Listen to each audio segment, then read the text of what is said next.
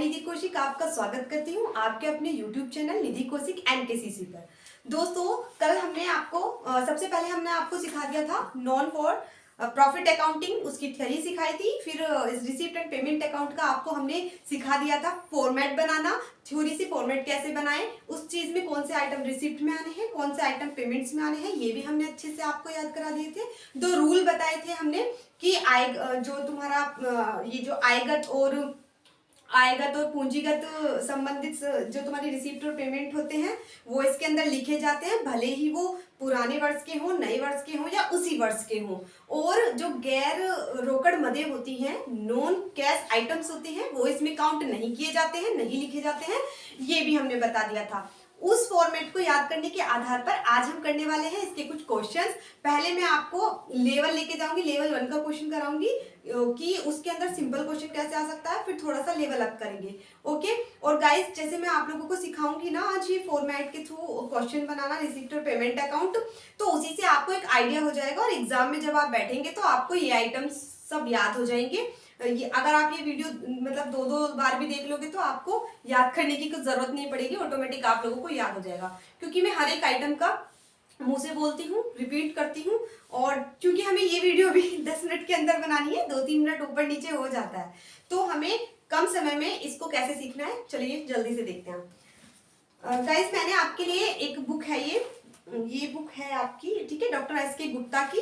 तो ये 12th class के बोर्ड के एग्जाम के पॉइंट ऑफ व्यू से बहुत ही ज्यादा ही इंपॉर्टेंट होने वाले हैं। मैंने इसके कुछ 2 क्वेश्चंस लिए हैं आपके प्राप्ति और भुगतान खाते के। देखिए दोस्तों, मेरे पास आपके लिए यहाँ पे क्वेश्चंस लिख दिए हैं, बहुत मेहनत करके बहुत अच्छे से क्वेश्चन नोट किया है यहाँ पे। अब मैं आपको सॉल्यूशन कराती हूँ इसका कैसे करते हैं, ठीक है। मैंने क्वेश्चन लिख दिए हैं और मैं सॉल्यूशन कराती हूँ। चलो देखिए अब कैसे होता है क्वेश्चन। सबसे पहले हमने कल क्या सीखा था, रिसीप्ट एंड पेमेंट अकाउंट करना सीखा था।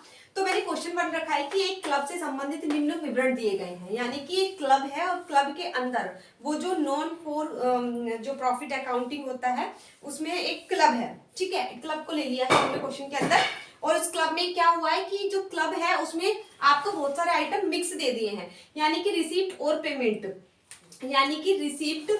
पेमेंट, सारे मिक्स दे दिए गए हैं। तो हम इसको सबसे पहले हमारे फॉर्मेट का जो पैटर्न था वो क्या था कि यहाँ पे हमारा फॉर्मेट है, ठीक है, और यहाँ पे हम लिखते थे रिसीप्ट, और यहाँ पे लिखते हैं अमाउंट, यहाँ पे लिखते हैं पेमेंट्स, और यहाँ पे लिखते हैं अमाउंट। जैसा कि आप लोगों को ऑलरेडी मैं बता चुकी हूँ कि ये है आपका क्रेडिट साइड और ये है आपका डेबिट साइड। चलिए दोस्तों, अब ये जो मिक्स आइटम्स देकर के क्वेश्चन में रखेंगे उससे हमें जो है सर्च करना है कि रिसीप्ट साइड का आइटम कौन सा है और पेमेंट साइड का आइटम कौन सा है। फटाक से हम, क्योंकि हमें तो फॉर्मेट याद है, फटाक से हम देख करके लिख देते हैं। देखिए रेंट हमें पे करना पड़ रहा है, तो वो क्या हो जाएगा हमारा, अगर हमको रेंट पे करना पड़ रहा है तो हमारे लिए क्या हो जाएगा, पेमेंट हो जाएगा। तो हम उसे बाय रेंट के नाम से डाल देंगे। यहाँ पे कितना रेंट है, यहाँ पे मैंने जो है इनके वो नहीं लिए कि ये कितने कितने रुपए के हैं, मतलब कितना कितना अमाउंट है इनका, वो मैंने नहीं लिखा है, क्योंकि मैं सिर्फ लेवल फर्स्ट में यही सिखा रही हूँ कि कौन सा आइटम कहाँ आएगा, है ना। और जो इनके जो अमाउंट्स हैं वो नेक्स्ट क्वेश्चन में मैं आपको लिख कर दूंगी, ठीक है। डोनेशन, अब डोनेशन तो मिलती है क्योंकि वो रिसिप्ट होती है, प्राप्ति होती है, तो वो रिसिप्ट वाले आइटम के अंदर जाएगा, तो हम इसे टू डोनेशन के नाम से यहाँ पर लिख देंगे। एंट्रेंस फीस, अब मैं कल आपको सिखा चुकी थी कि एंट्रेंस फीस कलेक्ट कर रहे हैं ना, वो तो फीस मिलती है ना, रिसिप्ट में आती है फीस। तो आपको जो एंट्रेंस फीस है आपकी, एंट्रेंस फीस का मतलब मैं कल समझा चुकी थी। एंट्रेंस फीस का मतलब मैं आपको क्या समझा चुकी थी कि कल कि अगर तुम प्रवेश करते हो इस क्लब में, प्रवेश करने की जो उन्होंने फीस रखी हुई है, वो क्या रखी हुई है, जितनी भी रखी हुई है वो हमें रिसिप्ट, उनको रिसिप्ट हो रही है तो वो रिसिप्ट में आ जाएगी। बिल्डिंग सोल्ड, अब एक बात बताइए, अगर आप कुछ सोल्ड कर रहे हो, अगर कुछ सेल कर रहे हो, तो सेल करने से आपको रिसीव होता है, तो ये भी आ जाएगी आपकी किसमें, बिल्डिंग सोल्ड जो है ये भी आपकी आ जाएगी रिसिप्ट में, ठीक है। और नेक्स्ट मिसलेनियस एक्सपेंसेस, अब आपको पता है मिसलेनियस एक्सपेंसेस नाम ही है, एक्सपेंस कर रहे हो तो पेमेंट करना पड़ेगा, तो इसीलिए वो आ जाएगा बाय मिसलेनियस, वैसे ठीक है, बाय मिसलेनियस एक्सपेंसेस, ये आ जाएगा आपका पेमेंट साइड के कॉलम में। ठीक है। इन्वेस्टमेंट इन सिक्योरिटी, अब एक बात बताइए, अगर आप इन्वेस्ट कर रहे हो तो उसमें कैश पे करना पड़ेगा स्टार्टिंग में अगर इन्वेस्ट करते हैं, और अगर उस इन्वेस्ट करे हुए से जो तुम्हें इंटरेस्ट मिल रहा है वो तुम्हारा रिसीव्ड होता है। अगर इंटरेस्ट ऑन इन्वेस्टमेंट होता तो यहाँ आता, लेकिन अब ये क्या है, इन्वेस्टमेंट इन सिक्योरिटी, अभी सिर्फ हम पे कर रहे हैं क्योंकि अभी हम सिर्फ और सिर्फ सिक्योरिटीज पर इन्वेस्ट कर रहे हैं। तो ये इन्वेस्टमेंट इन सिक्योरिटीज।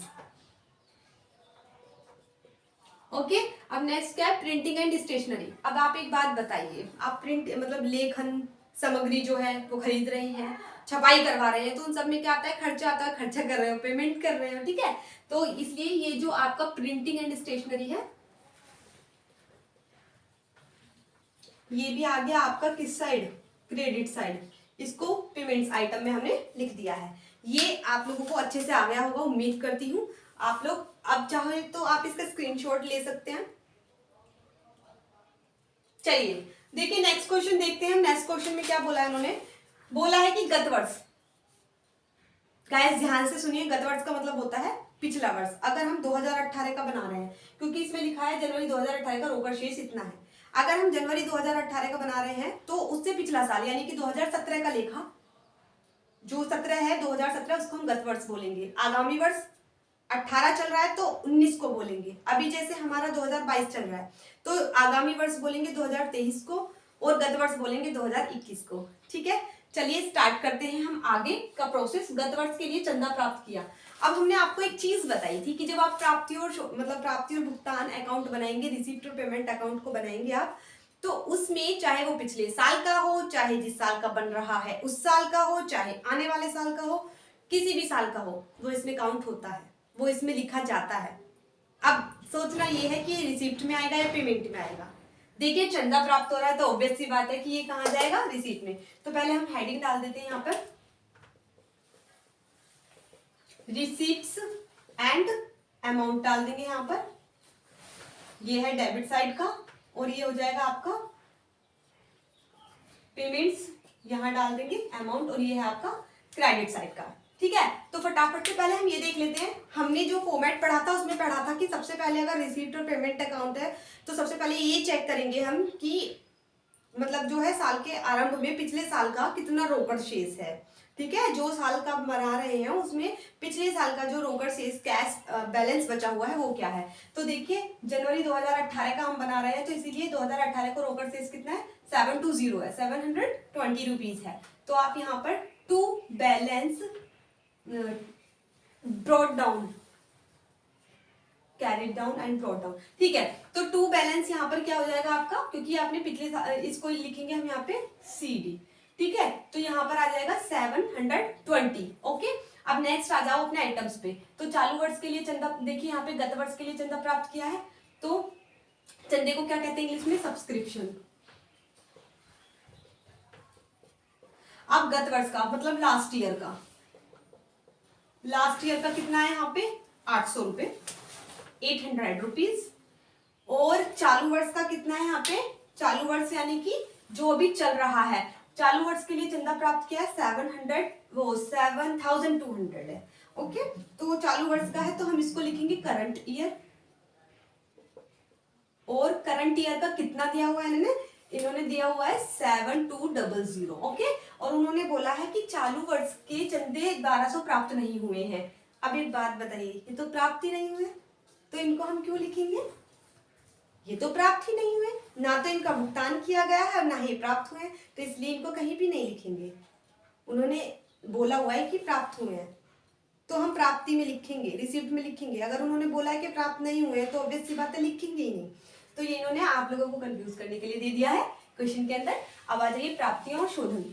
देखिए आपको पता ही चल रहा होगा कि ये सब प्राप्तियां ही हैं, ये रिसीप्ट ही हैं, ये आएंगे ही। ठीक है, और ये भुगतान शोधन है, शोधन यानी कि पेमेंट कर रहे हो तो ये आएंगे ही, आगम और शोधन, प्राप्तियां और शोधन। ठीक है, तो क्रीडा शुल्क आपको मिल रहा है। अगर आप स्पोर्ट्स क्लब वगैरह का बनाते हैं ना, तो जिससे संबंधित जो खर्चे हैं वो पेमेंट में आ जाएंगे, उससे संबंधित जितनी भी तुम्हारी प्राप्तियां हैं वो रिसिप्ट में आ जाएंगी। तो ये जो प्राप्तियां हैं क्रीडा शुल्क, तो क्रीडा शुल्क से एक प्राप्त हो रहा है। ओके, ठीक है, तो ये आपको क्या हो रहा है, प्राप्त हो रहा है, रिसीव हो रहा है, तो आप इसको डाल देंगे क्रीडा शुल्क। क्रीड़ा मतलब खेल, खेल से जो शुल्क मिल रहे हैं, स्पोर्ट्स से जो तुम्हें फीस मिल रही है, ठीक है, किससे? क्रीड़ा शुल्क। क्रीड़ा शुल्क का मतलब क्या होता है? क्रीड़ा का मतलब गाइस होता है तुम्हारा जो खेल होते हैं उनको कहते हैं, ठीक है, जो प्ले वगैरह होते हैं उन सबको क्या कहते हैं? जो खेल वगैरह होते हैं उनको कहते हैं आपका क्रीड़ा शुल्क। तो शुल्क आप जानते ही हो फीस को कहते हैं, तो इसको हम क्रीड़ा को हम सही वे में क्या लिखेंगे? गेम फीस लिख दीजिए आप। अब आप बताइए गेम फी कितनी है? गेम फी है आपकी 2400। कितनी है गेम फी? 2400। इसको ऐड करके जो लास्ट ईयर को करंट ईयर का जो चंदे हैं इसको यहाँ पर लिख दीजिए, 8000 आ गया। ओके, अब नेक्स्ट आ जाइए, वहां लिखा हुआ है कमरे का किराया। अब आपको कमरे का किराया यहाँ प्राप्ति में है। वैसे किराया जो रेंट है वो आता है पेमेंट साइड, अगर हम पे कर रहे होते हैं तो, लेकिन उसने स्पेशली बोला है कि ये प्राप्ति में है, तो इसलिए ये कहाँ पर आ जाएगा? रिसीप्ट साइड में आ जाएगा। तो ये क्या आ जाएगा? रूम रेंट, क्योंकि ये रिसीव हो रहा है तो इसलिए कहाँ आ जाएगा? यहाँ पर।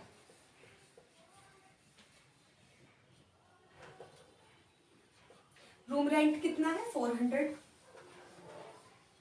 ठीक है गाइस, तो ये कितना आ जाएगा? रूम रेंट आ जाएगा 400। ठीक है, तो मैं एक बार क्वेश्चन को ठीक से चेक कर लेती हूँ। जलपान गृह से प्राप्त राशि, जलपान, ठीक है, ओके। तो आप अब इसको जो है यहाँ पे प्राप्ति में ये वाला आइटम हो गया, ये वाला आइटम हो गया। अब नेक्स्ट बचा है जलपान गृह से प्राप्त राशि। जलपान गृह से प्राप्त राशि प्राप्त हो रही है तो ऑब्वियस सी बात है रिसिप्ट में आएगी। तो प्राप्त राशि को क्या कहते हैं? जलपान गृह से है ना, तो रिसीप्ट फ्रॉम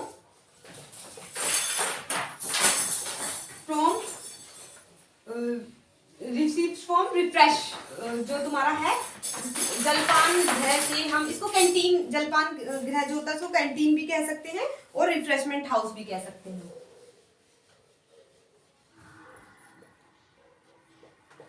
तो आपको वहां से कितना मिल रहा है? वहां से मिल रहा है आपको 5000। ठीक है, प्राप्तियों का काम खत्म, शोधन पे आ जाइए। वेतन, शोधन का मतलब है पेमेंट ही हो रहा है, तो आंख मीच करके सिर्फ पेमेंट पेमेंट डाल दीजिए शोधन के सारे item. By salary, by salary कितनी है? 4000। छपाई और लेखन सामग्री यानी कि प्रिंटिंग, आप प्रिंटिंग करवा रहे हो तो आपका खर्चा हो रहा है प्रिंटिंग और स्टेशनरी, तो खर्चा है आपका ये, खर्चा कितना हुआ आपका प्रिंटिंग स्टेशनरी पे? 1200। मरम्मत यानी कि आप रिपेयर करा रहे हो, रिपेयर करा रहे हो तो आपको पे करने पड़ रहे हैं 400। और जलपान गृह सामग्री खरीदी है तुमने तो पे करना पड़ रहा है, तो क्या आ जाएगा इसमें? पेमेंट, पेमेंट ऑफ किसका? रिफ्रेशमेंट, रिफ्रेशमेंट, ठीक है, मटेरियल,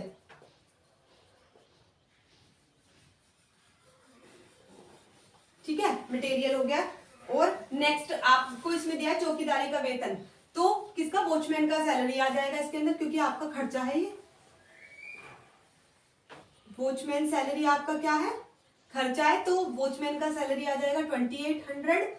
और ये जो आपने 3400, और ये नेक्स्ट आपका बिजली व्यय यानी कि इलेक्ट्रिसिटी एक्सपेंस, इलेक्ट्रिसिटी एक्सपेंस आ जाएगा आपका 1600। किराया एवं कर यानी कि रेंट एंड टैक्स, ये भी हमारा खर्चा है, तो ये आ जाएगा आपका किसके अंदर? इसी के अंदर 2000।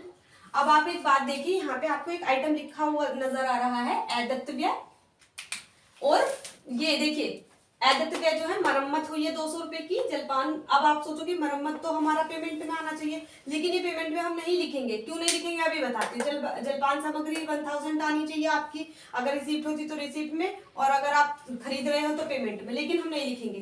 क्यों नहीं लिखेंगे? इसलिए नहीं लिखेंगे हम क्योंकि अदैत्य व्यय और अप्राप्त चीज, ये जो अदैत्य व्यय है आपके, और ये जो प्राप्त नहीं हुआ है, प्राप्त नहीं हुई चीज को कहते हैं अप्राप्त। तो आप कहीं पे नोट कर लीजिए अप्राप्त व,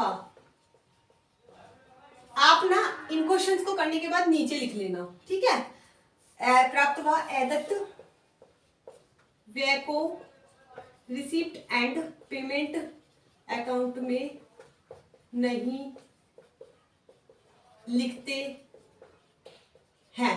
ठीक है, अब यहाँ पर आपको बैलेंस करना है। अब बैलेंस का मतलब क्या होता है कि दोनों तरफ को ऐड करो और निकाल दीजिए। अब एक चीज और, 31 दिसंबर 2018, देखो 1 तारीख का था तो हमने रिसिप्ट के मतलब रिसिप्ट साइड में लिख दिया है, और अगर लास्ट डेट का है तो हम यहाँ पर लिख देंगे बाय बैलेंस बीडी। ठीक है ना, तो यहाँ पर क्या हो जाएगा आपका, ये कितना है 1120। अब आप एक काम कीजिएगा, इसको ऐड करो, इसको ऐड करो, देखते हैं क्या आता है। फटाफट से 2 मिनट लेते हैं और ऐड कर देते हैं कितना होता है। इसका ऐड करके आया है 16520, इसका भी ऐड करके आया है 16520। गाइस अगर ये यहाँ पर 1 जनवरी को बैलेंस दिया हुआ है और लास्ट में भी बैलेंस दिया हुआ है तो दोनों का इक्वल आना चाहिए। इसका अमाउंट और इसका अमाउंट ऐड करके इक्वल आना चाहिए। अगर आपको इन्होंने बैलेंस स्टार्टिंग वाला बैलेंस दे दिया और लास्ट में बैलेंस नहीं दिया तो याद रखना आपका जो बैलेंस बचेगा वो पेमेंट साइड में बचेगा, और वो जो बैलेंस बचेगा वही तुम्हारा आंसर होगा, है ना। अगर इन्होंने बैलेंस ऑलरेडी दिए हैं तो दोनों इक्वल आने चाहिए, रिसीप्ट और पेमेंट को ऐड करके इक्वल आना चाहिए। अगर उन्होंने मतलब क्रेडिट साइड में बैलेंस नहीं दिया है, लास्ट डेट का बैलेंस नहीं दिया है, तो जो आपका बैलेंस बचेगा वही उसका करेक्ट आंसर होगा। तो अगर मैं आपको ये नॉन फॉर प्रॉफिट अकाउंटिंग में थोड़ा भी सिखा पाई हूँ तो आप मेरे चैनल को सब्सक्राइब, लाइक एंड शेयर करें। मैं और ज़्यादा आप लोगों के लिए मेहनत करके बहुत अच्छा कंटेंट प्रोवाइड करूँगी। तो सो गाइस अगर आपको जो जरा भी अच्छा लगा हो तो सब्सक्राइब, लाइक एंड शेयर कर दीजिए। और क्या कहते हैं, ये सारा करने में जितना मेहनत लगा है उससे भी बहुत ज़्यादा मैं मेहनत आप लोगों के लिए करूँगी। और ऐसे ही नहीं मैं बोल रही हूँ, आपके 12th के एग्जामिनेशन को ध्यान में रखते हुए मैं आपको बहुत अच्छा आपके इम्पोर्टेंट चैप्टर जो एग्जाम में आने ही आने हैं 101%, उनके ऊपर अच्छी अच्छी वीडियोस बनाऊंगी। तो धन्यवाद, फिर मिलते हैं ऐसे ही अच्छी जोरदार बढ़िया सी क्लास के साथ नेक्स्ट वीडियो में।